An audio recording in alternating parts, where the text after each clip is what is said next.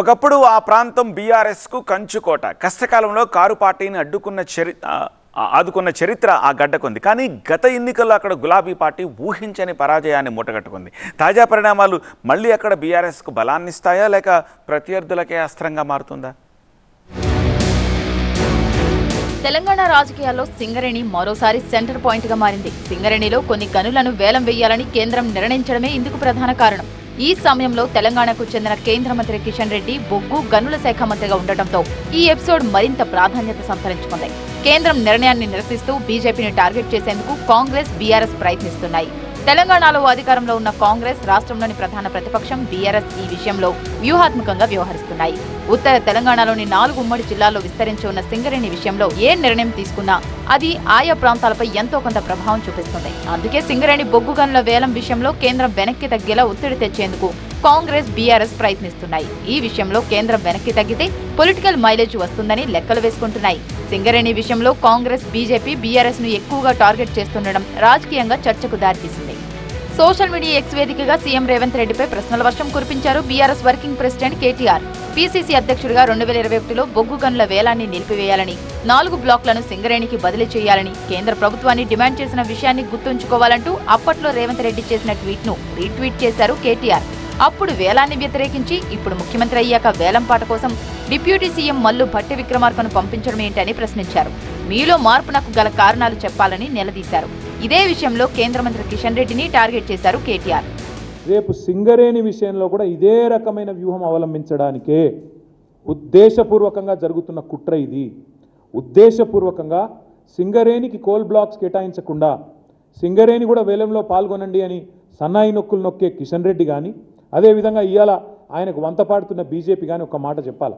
ఎవరైనా కేంద్ర కేబినెట్ మంత్రి కొత్తగా అయితే రాష్ట్రానికి ఒక ప్రాజెక్టు తేవాలి, కొత్త ప్రాజెక్టు తేవాలి. కానీ మా కిషన్ రెడ్డి అన్న ఏం చేస్తాడు? ఉన్న వాటిని అమ్ముకునే ప్రయత్నం చేస్తూ ఉన్నాడు. అయితే కేటీఆర్ ప్రశ్నలకు పాయింట్ టు పాయింట్ రిప్లై ఇచ్చారు సీఎం రేవంత్. తెలంగాణ సంస్థల ప్రైవేటీకరణ, తెలంగాణ ప్రజల వాటాల విక్రయానికి కేంద్రం పూనుకున్న కేసీఆర్ ప్రభుత్వం ప్రయత్నించిన కాంగ్రెస్ నాయకులు, పార్టీ శ్రేణులు అడుగడుగునా వ్యతిరేకించారని వెల్లడించారు. కేసీఆర్ సీఎంగా ఉన్నప్పుడే కేంద్రం సింగరేణి గనులను తొలిసారి వేలం వేసింది. 2 ప్రైవేట్ కంపెనీలకు అప్పగించిందన్నారు రేవంత్. అప్పుడే అరవిందో, అవంతిక కంపెనీలకు కట్టబెట్టిందని చెప్పారు. అప్పుడు బీఆర్ఎస్ ఎందుకు మాట్లాడలేదని కేటీఆర్ ను ప్రశ్నించారు. సింగరేణి గనులను ప్రైవేటీకరించడం, వేలం వేయడాన్ని డిప్యూటీ సీఎం భట్టి విక్రమార్క అప్పుడే వ్యతిరేకించారన్నారు. అవంతిక, అరవిందో కంపెనీలకు అప్పగించిన బొగ్గు బ్లాక్లను రద్దు చేసి తిరిగి ఇవ్వాలని డిమాండ్ చేశారని వెల్లడించారు. భట్టి విక్రమార్క రాసిన లేఖను సైతం ట్వీట్ కు జత చేశారు. తెలంగాణ ప్రజల ప్రయోజనాలు, ఆస్తులు, హక్కులను కాపాడేది కాంగ్రెస్ పార్టీ ఒకటేనన్నారు రేవంత్. తెలంగాణ భవిష్యత్తు కాంగ్రెస్ తోనే సురక్షితం, మన బొగ్గు మన హక్కును కాపాడి తీరుతాం అంటూ ఎక్స్ వేదికగా కేటీఆర్ కు రిప్లై ఇచ్చారు సీఎం రేవంత్ రెడ్డి. 2014 నుంచి 2023 వరకు వారే 2 బ్లాకులు ఆక్షన్ చేశారు. ఏంటది? కోయగూడెం ఒకటి, సత్తుపల్లి దగ్గర 2 బ్లాకులు ఆక్షన్ చేశారు. ప్రైవేట్ వాళ్ళ పైన సింగరేణికి రాకుండా. మరి ఆపితే అవి పోకూడదు కదా. వాళ్ళు నిజంగా అధికారంలో ఉన్నప్పుడు ఆపి ఉంటే ఆ 2 బ్లాకులు ప్రైవేట్ వాళ్ళకు పోకూడదు కదా. బీజేపీ సైతం ఈ విషయంలో తమను ఎక్కువగా టార్గెట్ చేసిన బీఆర్ఎస్ పై విమర్శలు గుప్పించింది. సింగరేణిని కేసీఆర్ కుటుంబం చిన్నాభిన్నం చేసిందన్న కేంద్ర మంత్రి కిషన్ రెడ్డి 2014లో సింగరేణిలో 3,500 కోట్ల రూపాయల నిధులున్నాయని గుర్తు చేశారు. అలాంటి సింగరేణిని కేసీఆర్ అప్పుల పాలు చేశారని మండిపడ్డారు. సింగరేణిని ప్రైవేటీకరణ చేస్తారన్న ప్రచారంలో ఏ మాత్రం నిజం లేదన్నారు కిషన్ రెడ్డి.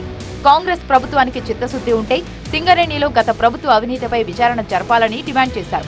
సుప్రీంకోర్టు తీర్పు మేరకే బొగ్గు గనుల వేలం జరుగుతోందని స్పష్టం చేశారు కేంద్ర మంత్రి. ఈరోజు బీఆర్ఎస్ పార్టీ కానీ కేసీఆర్ అధికారంలోకి వచ్చిన తర్వాత నాటి టీఆర్ఎస్ సర్పంచ్ నుంచి మొదలు పెడితే శాసనసభ్యులు, బీఆర్ఎస్ చెందినటువంటి మంత్రులు పూర్తిగా రాజకీయ జోక్యం చేసుకొని సింగరేణిని ఎక్కడ పడితే ఎవరికి దోచినంత వాళ్ళు దోచుకున్నారు. సింగరేణి చరిత్రలో బీఆర్ఎస్ హయాంలో జరిగినటువంటి రాజకీయ జోక్యము ఏ రోజు కూడా జరగలేదు. సింగరేణి విషయంలో అటు కాంగ్రెస్, ఇటు బీజేపీ 2 బీఆర్ఎస్ ను టార్గెట్ చేయడంతో ఈ అంశాన్ని కారు పార్టీ ఎలా ఎదుర్కొంటుందన్నది ఆసక్తికరంగా మారింది.